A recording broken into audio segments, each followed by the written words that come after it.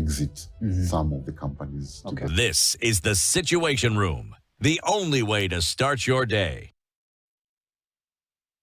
Some of those issues this morning, and we'll be talking about the state of devolution in the country ever since it was brought about in 2013. But before we do a little bit of work, as though you don't have enough, Dennis is going to share a proverb from one of the African countries, as we do every week, and we would like to get your interpretation of that. So the country is known as the Rainbow Nation, right? South Africa. Beautiful country. And many would say a lot comes from South Africa. Talk about their music, their culture, and even the way they speak. I have a friend called, if you read her name, is Non-Tobacco. But she says non-tobacco. No, you did that yesterday and she did it so perfectly well. It's about South Africa. When you go to our expos. No, just with the name is just mentioned. Non-tobacco mlambo. Beko. That one. Tobacco. Non-tobacco. South Africa for you. But let's go to the proverb, right? If you forget yesterday's tears, you'll cry again. If you forget yesterday's tears, you'll cry again. How would you interpret that?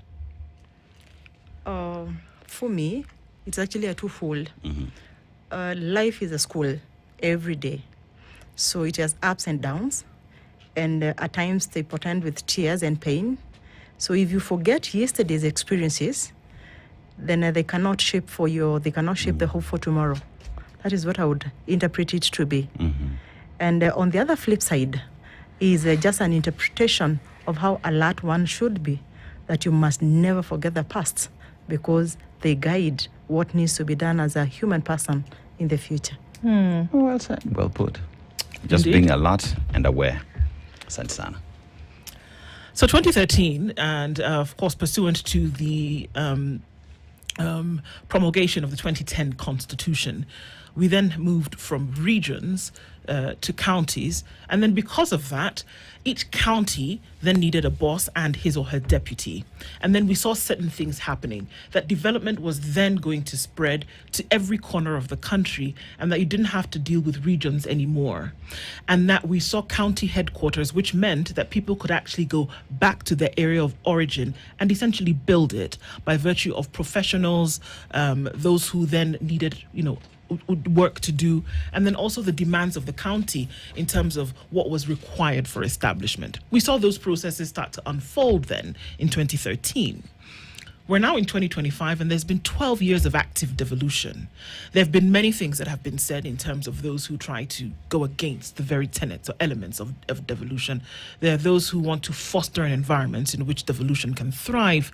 But then we take a step back every year, and there's a devolution conference where the actors of devolution, from county governors to their deputies to civil society to other arms of government, then meet in one place where they say, how can we do this better? This year, the question on accountable governance comes into play and is asking that question, how have we done it and how can we actually do it better? So let's do something that the movies do, whereby you get a trailer beforehand. Give us the trailer, Mary, in terms of what has been happening with devolution and how it has or has not achieved its goals. Thank you very much. And first, I really want to appreciate you for inviting me this day so that we can shed light on what devolution is in the context of having done it for the last 13 years. And allow me start with a popular slogan that I divide for myself because I thought it fits everyone. Even the worst form of devolution is better off than any centralized form of government. Why do I say this? 13 years into doing devolution, I tend to believe that the best thing that the constitution of this country gave to the Kenyans is actually the devolution. And devolution is about devolving power, resources, and of course accountable voices of the masses. That alone is one of the most impactful things that happened post-devolution, where initially all services, power, decision-making was centralized. The fact that the power and the resources was devolved to the common mwananchi was actually a step forward. What has been devolution for the last 13 years? And I want to just dispel something that has always been in the notion, and I want to demystify this notion. Devolution affects each and every person, and devolution is about each and every person in this country. Whether you live in Nairobi, you come from a county. Whether you live in a county, you actually experience devolution on a daily basis. So for that reason, I want to start on a basis and a context that devolution is not about the county governments, neither is it about the governors, neither about the employees that work there, but devolution affects each and every person. Devolution is a business of a national government. If you really want tangible and spur economic and growth, you must ensure that the devolved units are working. There can never be growth at the central center. Growth can only be realized at the subnational regions. And through that, then we can be able to spur economic growth nationally. And for that reason, it is the duty of every policymaker to ensure that devolution works in this country. Having done devolution for the last 13 years, I can say that I feel you can touch and you can see fruits of devolution. And if I take a trail of what has been, the fact that people can be able to make decisions at that level, you can actually be involved and have your voice in terms of the budgetary process that happens, then for me, that is devolution. I take an example of the powerful phrase that is in the Constitution, that public participation is a must in governance. This is one of the things that devolution has done, so that the voices of the masses are heard in terms of whatever development that needs to be done. Looking at the conceptualization of the budget, the voices of the masses must be central. An example is Makueni, where even the children do public participation in identifying where they would want actually to see a road, a water project, a ECD center, and the like. And this is a replica across all the counties. I want to say that now that people no longer walk to Kenyatta Hospital for dialysis section, for me devolution works. Each and every county, level 4, level 3, as a functional dialysis center where diabetic patients go there. Nowadays, you don't have people lining up in a Kenyatta Hospital to do this. And for me, that is it. Back to accountability and the like, I need to say that accountability is an issue that each and every person need to embrace honestly in this country, from the highest level to the lowest level. And I think this can be a conversation that we need to advance in this, and of course demystify and elaborate what accountability is. Back to devolution conference.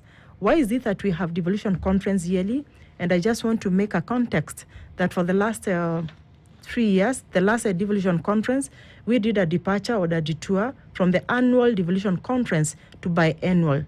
Why? Is because we realized the conversations and the resolutions that have been made in the devolution conference, 1 year was too short time to have actually concluded and implemented the resolutions. And that's why the Council of Governors made a decision to have a biannual devolution conference, so that we ensure that all the resolutions that have been made in the discourse of the devolution are implemented. So we started the biannual last year, but one was in Gishu, which was very good. So the second biannual is what we're doing in Homa Bay County. Why did we choose this year's devolution conference theme, and what inspired us?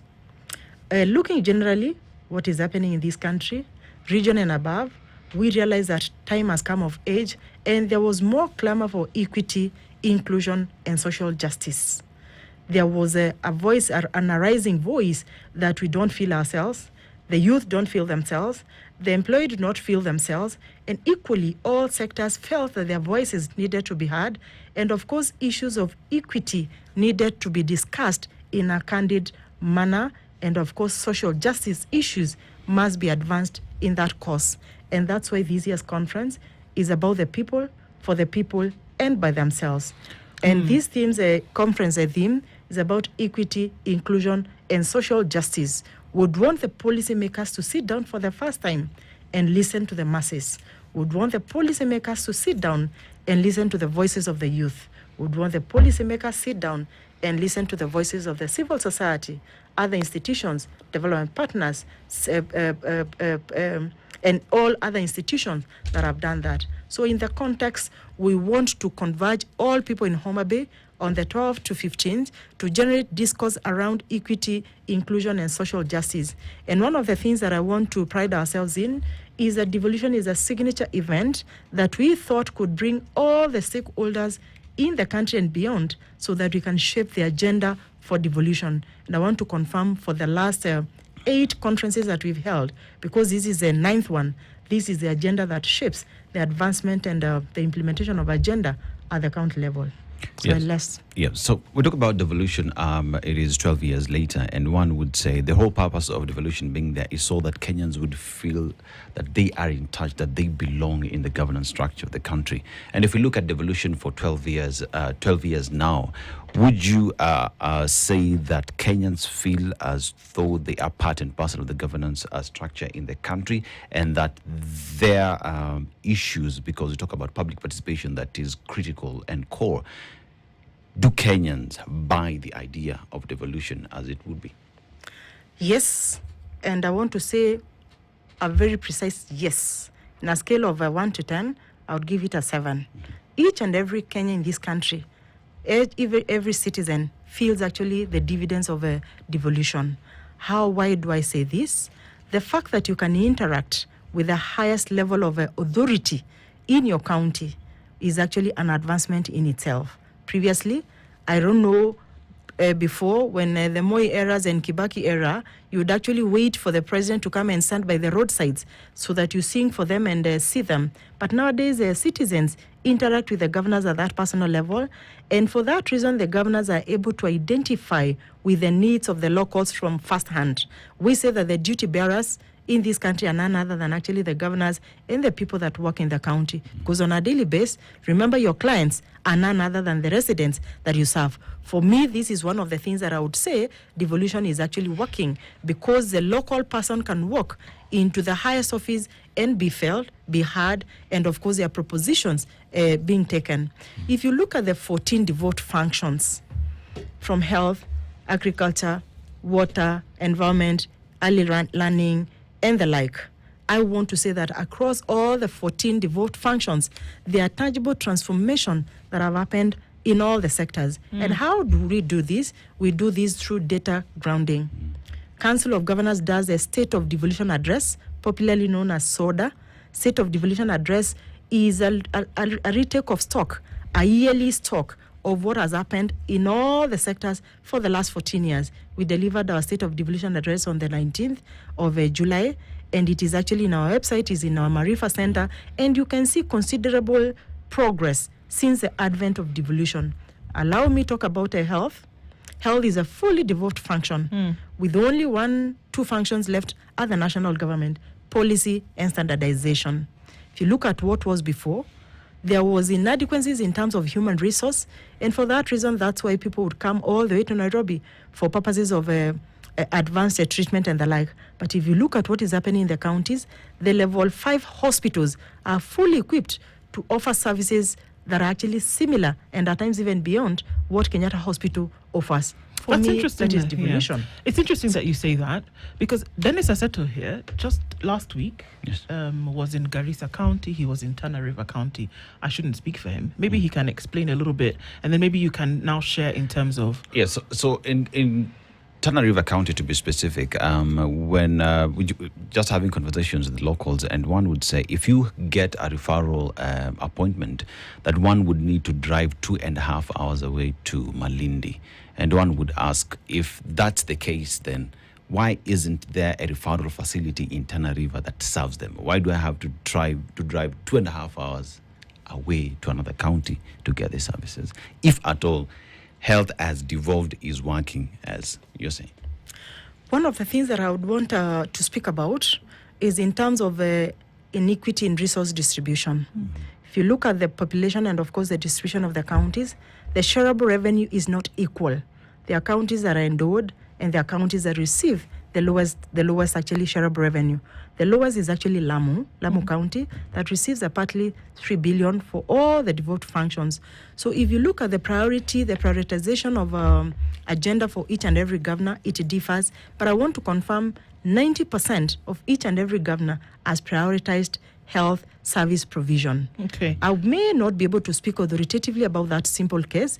Could be we still have inadequacies in terms of human resource and specialists. Doctors are not enough across all the spectrum. And for that reason, there's what we call inter-county agreements, where like an oncologist is actually shared between 2 counties. And I tend to believe there's a schedule. So maybe if you really want an advanced service that the oncologist doesn't come maybe to Tana River, then they are forced to go to the next referral hospital. But these cases are being addressed as we proceed on. And for example, last week, we had 64 of the medical doctors that were on a postgraduate training in various areas, and I was very surprised and of course happy that we had oncologists that have been returned again back to the counties. So still we have a lot of challenges in terms of human resource and specialization, but this is work in progress. What was in 2013 is not what is today. An example is Wajir. Wajir had only 2 pediatricians, 2 specialized doctors. Right now they have over 360 specialized doctors. So for me, that is devolution. Operating in Wajir or in from Wajir. Wajir in other parts of the country? In Wajir County alone. You say that 90% of county governors have made health a priority. That's about 42 counties out of the 47. Now, when you say have made health a priority, what does that mean? Is it on their list, or can you go into these counties and see that if you needed to access health, that you would find that everything you needed was available to you?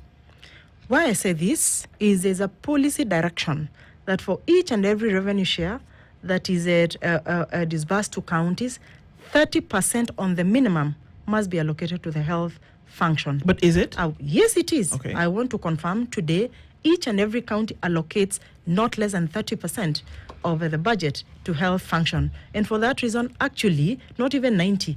It's almost 100% because each and every county allocates not less than 30%. This is the highest budget for the devote functions in each and every county. We have counties that are at actually 48% on the health function. And I tend to believe growth and development can only be realized if you have a health nation. And that's why we take it as our priority that you must have a health nation before you build roads and the like. And that's why we decided as a policy direction that 30% straight goes to the health function for each and every county. Mary, let's address the elephant in the room because you've given a very good summary and highlight of from where we're coming from, why devolution is working. You stated 3 things. There was the devolvement of power, the devolvement of services, and decision-making from where a local can go to their county office and have their issues addressed.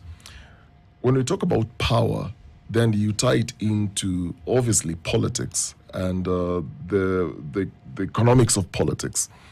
What we have seen, and I just want to go straight into numbers, what we have seen from the Auditor General, for example, every time we have audit reports for every financial year, with all these priority areas, what we then have noticed is we've ended up creating, what we used to have was a centralized system of governance. Now we've devolved corruption from where we were coming from, because the spirit under which we were then coming up with these units was so that we avoid the trekking to State House, where it is who is connected then to the most powerful person in the country, and that's the president, where matters of development are concerned. And so the idea was, let's have governors then who are going to manage their own development agenda. But then we seem to be rolling back to a situation where under the same leadership, where we've created sort of like mini presidents in counties, where beyond making decisions, then from what the Auditor General is raising are issues to do with unsupported expenditures. We have pending bills crisis in counties. We've got irregular procurement in many of these counties. And the numbers are there. Stalled ghost projects and all that. Unaccounted revenue. And so we've ended up having a situation where we have very wealthy governors out of every 5-year cycle. So the question then is, if we were to devolve these functions to the county levels, can we also say that we also ended up devolving bad manners, corruption, And therefore, from what we see from a centralized perspective, all these things have gone all the way down to the counties. And now, currently, we are seeing the same governors again trickling back to State House, where they're meeting the head of state. And the push is, can I have development in my region? Whereas, on paper, that is essentially what you're supposed to be doing in your own county. Okay, thank you very much. And I want to say boldly on this platform that accountability is an issue that needs to be addressed as a national concern, both at the national level and at the county level. And corruption must be called out, corruption in its actually entirety name. But before we do this, we need to put data to theory and, of course, to context. As you speak about corruption, and for me, I'm an advocate of prudence in governance because I'm a governance expert. But before we do this, Dennis and team, we need to put data to context, and so that we have actually clarity on what we speak about corruption and to what extent that corruption is. What goes to the county government is partly by constitution 15% of the nationally raised revenue.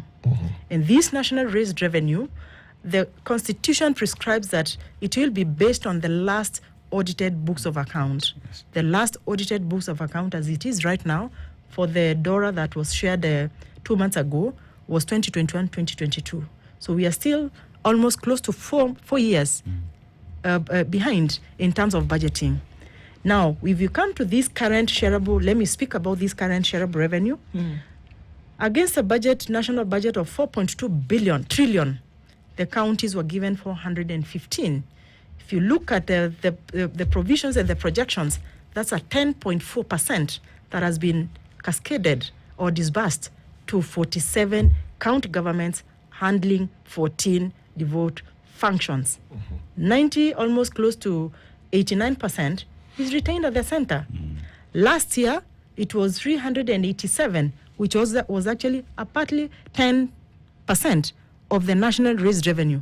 So Dennis, as we even put this discussion to stage, then we need to have that context that whatever that goes to the 47 counties is a partly 10.4 of the national raised revenue to advance the 14 devolved functions. We had a wage conference in 2024 that gave us clear statistics on what there is in terms of the allocations for the personal PE, personal emoluments. And the wage bill conference told us 7.4% of the shareable revenue of the counties is actually goes directly to personal emolument. Give or take, even if it's a 15% from the last audited account, then what remains for the devolved functions, the 14 functions, is a partly 7.6%. So if we really have to speak about corruption, we must put numbers on the table. So it is a problem. It is a problem. No. What I'm saying is, when you talk about corruption, then we need to put numbers so that even as the Auditor General does her duty in terms of accountability and the like, then the nation needs to know the number of the resources or the actual resources that goes to development that is prone to corruption. Okay. 7.4 straight goes to PE. Nobody can touch that money. 7.6 is what remains for the 14 devolved functions. We're going to be genuine to speak about 7.4% of the 14 devolved across the 14 counties, whereas the center holds 90%, but nobody speaks about it. We must be cautious, and the Constitution has given us a commission, independent commissions that are supposed to be actually doing this. And corruption is corruption. The reason that I'm putting the numbers is even you as the media people, you must be able to know what actually, when you speak about corruption, then to what extent, what data is in that corruption. So you speak about 7.4, 7.6 that goes to devolved functions. From the counties you come from, do children still go to schools? ECD? I tend to believe they do. If you look at what data was this year, counties have constructed in excess of 5,900 ECDs. We have equipped hospitals across with a total of close to 135 billion from that 7.6. So as we speak this, and I need this, and I wish that there could be actually a conversation with the national government and the county government so that we put this context. So in a nutshell, I want to say that corruption is a national disaster, must be spoken. But as we do this, then we need to put numbers into context so that we can be able to tell the public what is happening. Out of the 7.6, I tend to believe there is a transformation across all the sectors in this country in as far as devolution is concerned. Let's take a break at this point. Mary Muiti is the CEO of the Council of Governors. We're having a conversation around the state of devolution. It's coming out clearly corruption is one of the big issues. We'll come back and look at absorption of these development funds and see where they're actually going. And even as we do that at 23 minutes to 8 o'clock, let's look at why every time you get a crazy deal, you may not be able to finance it. If only you had the cash right now. Maybe somebody's offering you a great deal, or maybe there's a dent in your funds and you're not quite sure how to get hold of that chance. Well, let me loop you in.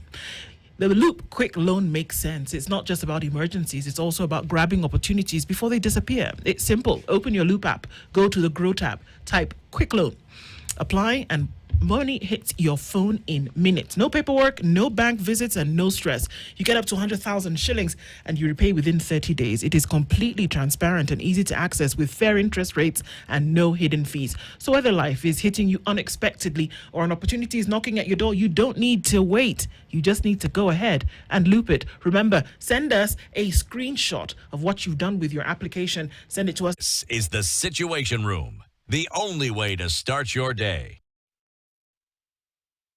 Posted yesterday? Still no calls? Your brand deserves more than silence.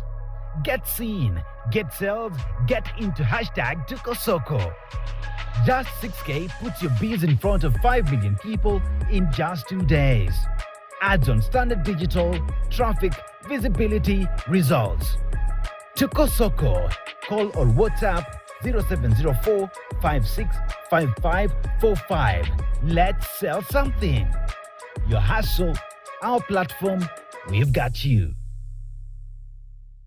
Hey Baba, Olodumare, my one and only, the giver of life.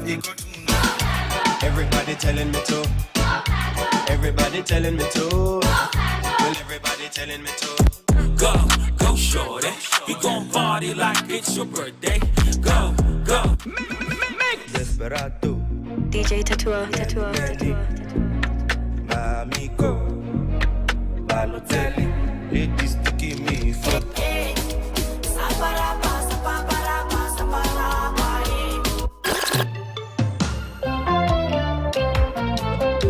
Mayday.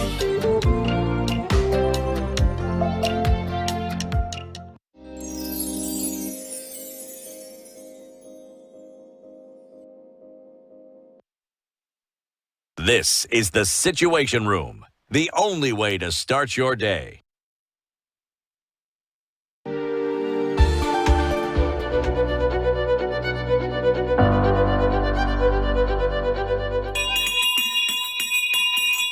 Bells will always have news of tradition and things we need to follow.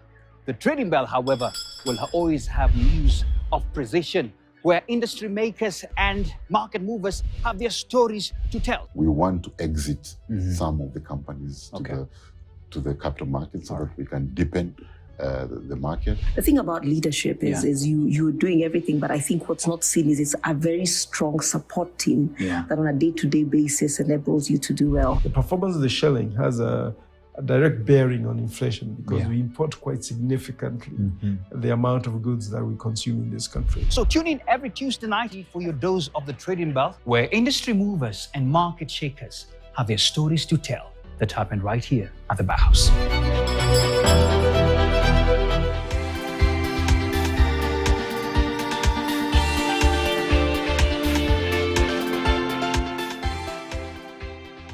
This is the Situation Room, the only way to start your day. Treasury. Despite the late disbursement of funds from Treasury, I tend to believe that counties have done a lot in terms of bridging the gap. But is it an issue, CEO? It is a serious issue because you can't talk about absorption without timeously release of resources. Those two cannot be put on one table. If you talk about absorption, then you must live by the tenets and the principles of the Constitution, which spells out that each and every month, 15th specific of each year, subsequent month, then disbursements must be done to the counties. What have we seen lately is even 4 months delays in terms of disbursement to counties. And for that reason, you cannot commit what you do not have.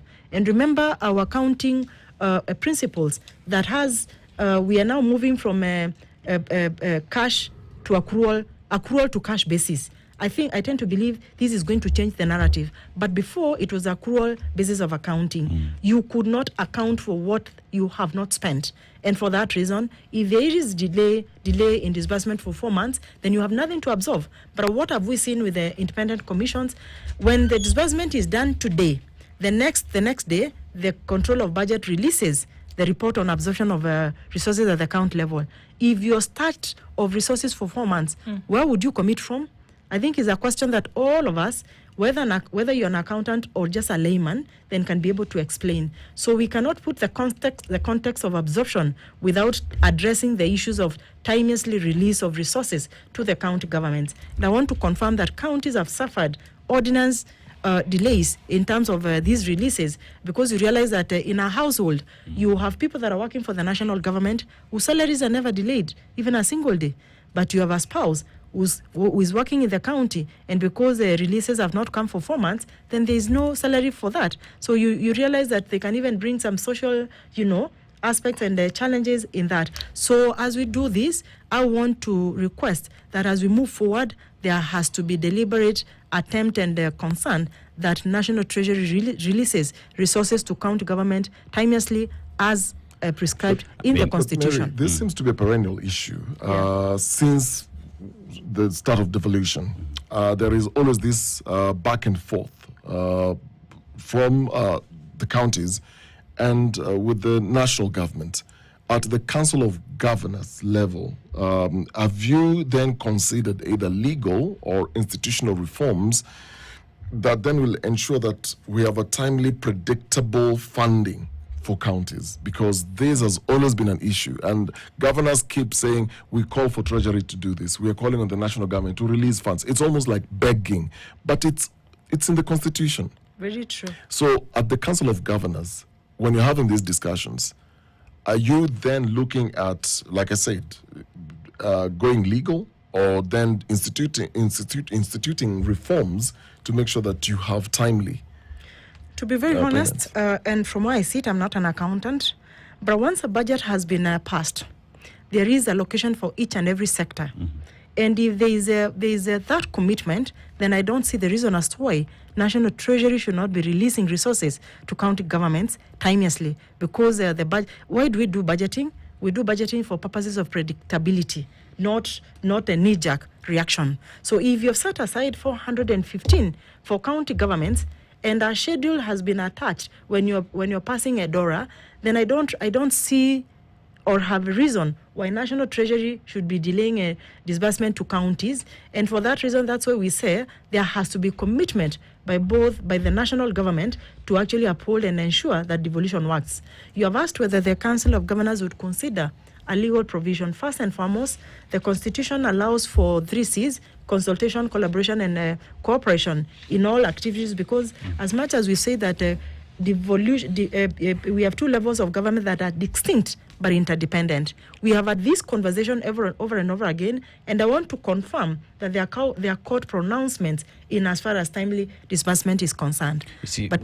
And the courts have actually pronounced that by every 15th of the subsequent month, then counties must be able to receive their monies. But they don't. You know what happens? We have this big brother syndrome across this country. That they have the power of the past to do whatever they want. Do you get reasons why they delay? We are always told that the fiscal space is constrained, which I don't think so.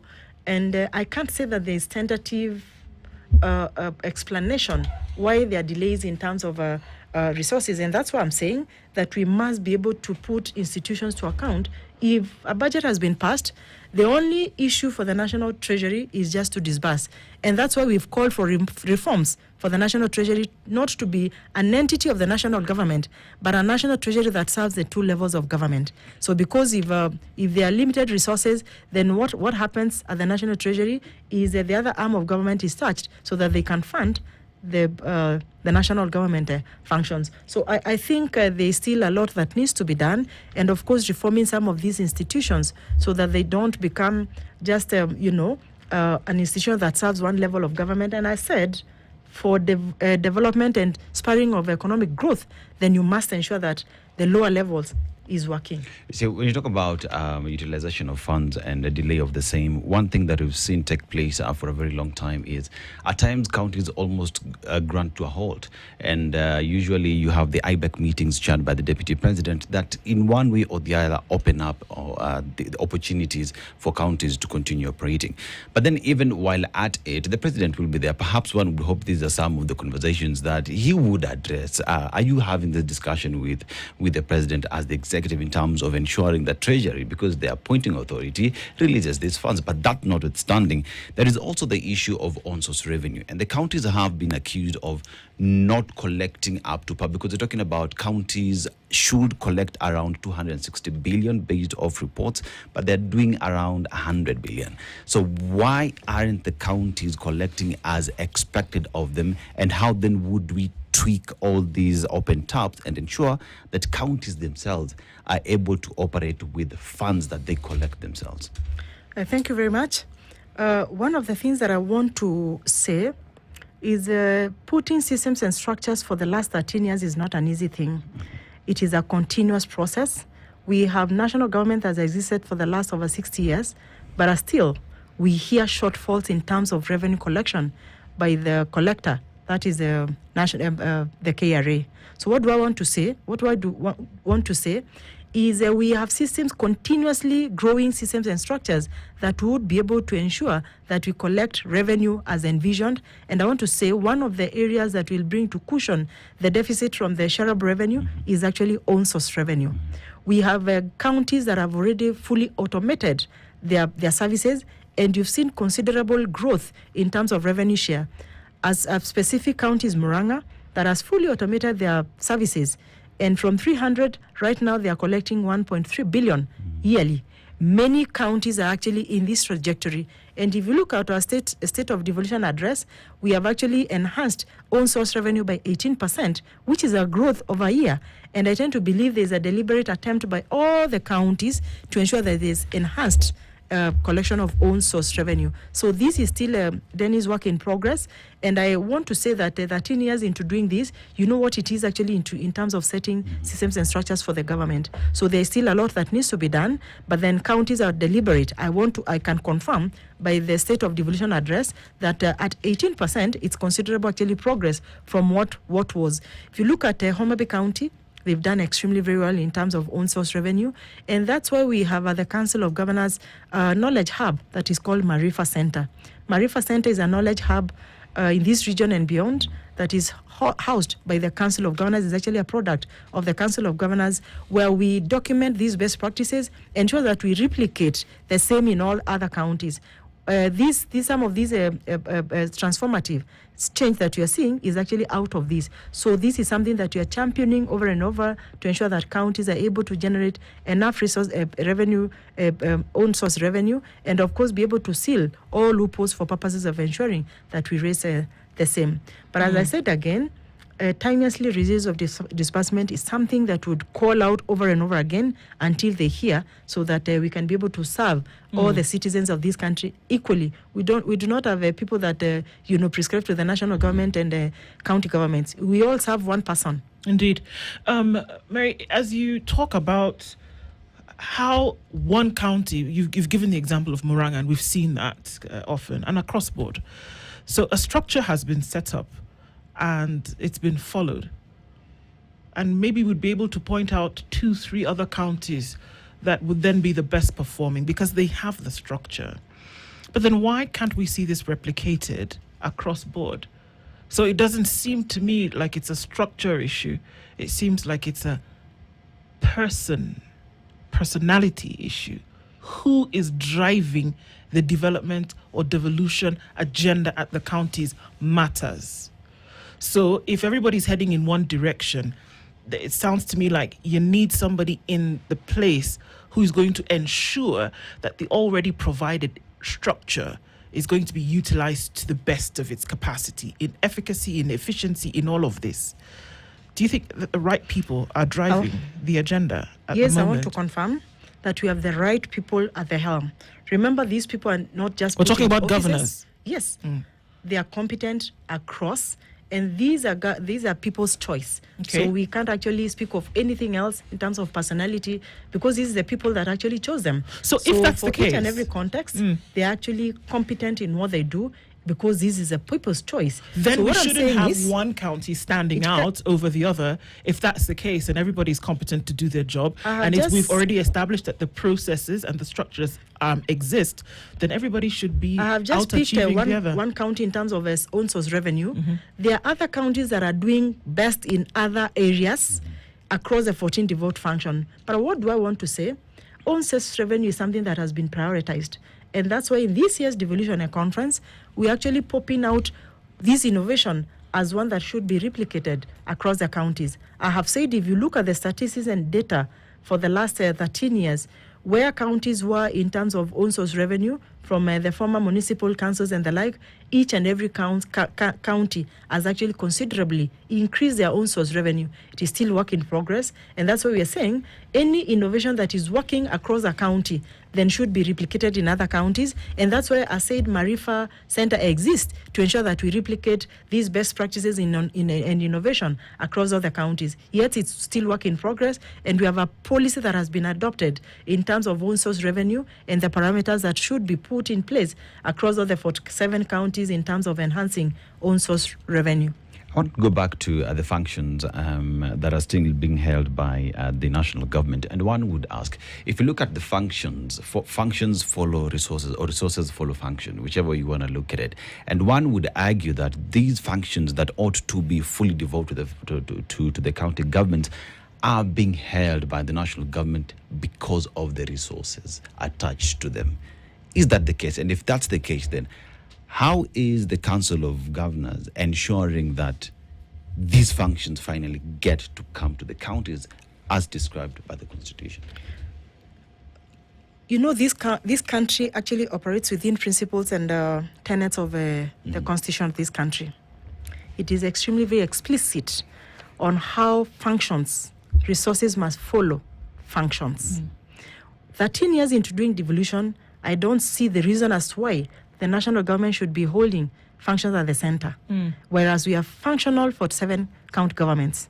There was a transfer of functions on the 16th December 2024, but what we're seeing right now is all those functions that have been devolved by a Gazette notice on the 16th, their resources are still being held at the national government. Then you ask the question, Bex, why would you devolve functions and then you retain resources at the center? And that's why I said that there has to be a candid conversation about actually devolution and, of course, advancing the same. If you look at our clamor for this DORA, we had actually gone ahead and done kind of an analytical survey in terms of what these MDAs were holding in as far as those devolved functions are concerned. And that's why the Council of Governors proposition was you have to give us not less than 534 billion so that they actually account for the functions that were devolved, whose functions have already been budgeted for at the national government. We will continue doing this, but remember, the formulation of this country in terms of resource allocation and the like lies with the National Assembly. They have actually the power of the purse. So they allocate resources depending on how they view perception, and of course in terms of, I don't know the parameters that they use. But if you're genuine enough, because one of the things that I keep on saying is politics has come of age. We have governors that are MPs, and you will be shocked and surprised the stories that they give us.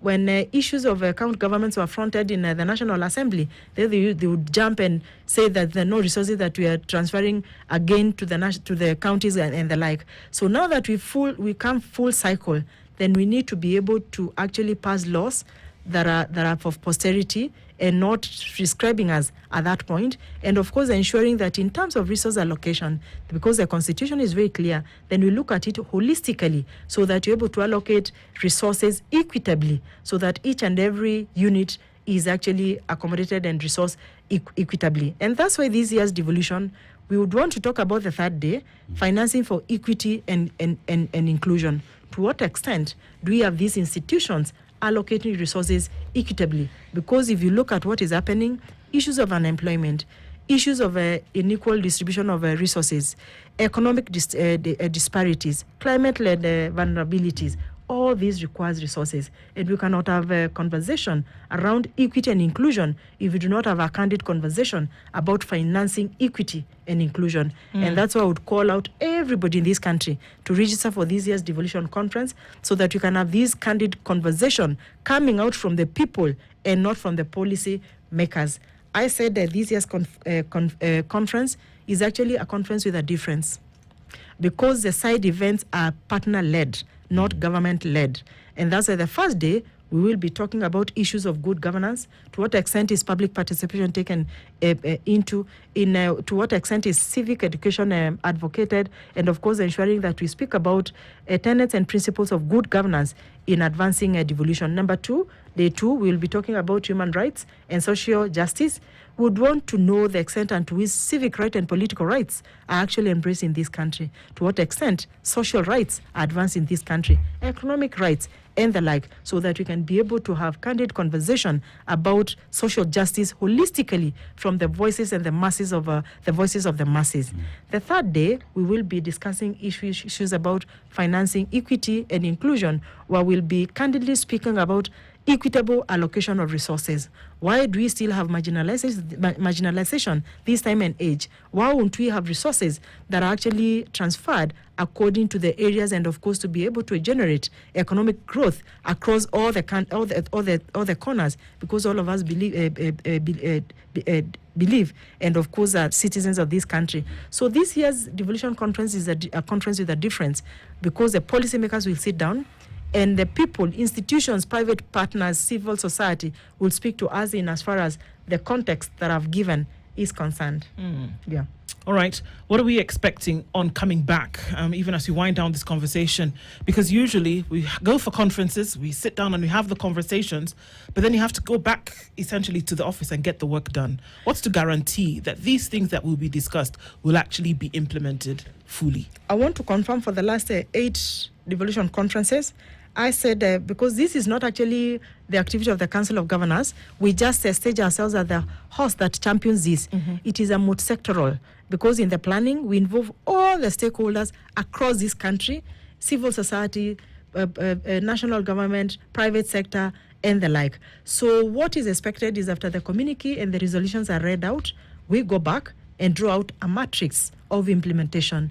And that matrix of implementation involves actors across that are responsible for certain sectors and specific issues that have been generated. So what we do soon after the conference is, once we draw the matrix, we convene all the stakeholders again on a table, and we agree on how to chart way forward into implementing the resolutions that the people have prescribed themselves to. In this year's devolution, one of the things that we do on the first day is to read out the status update of the implementation of the previous devolution conference. Out of the 36 resolutions that were arrived at, I want to confirm on this TV show that all of them have been implemented by various sectors, and with data that backs it.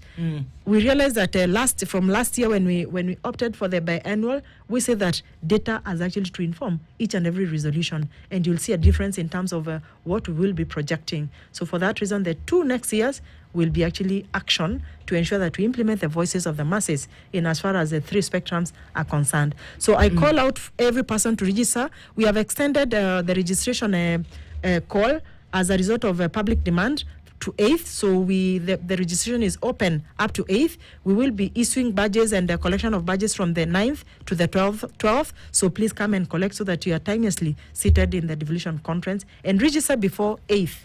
August. Mary Muiti is the CEO of the Council of Governors, has been here talking the state of devolution. Thank you for being here this morning.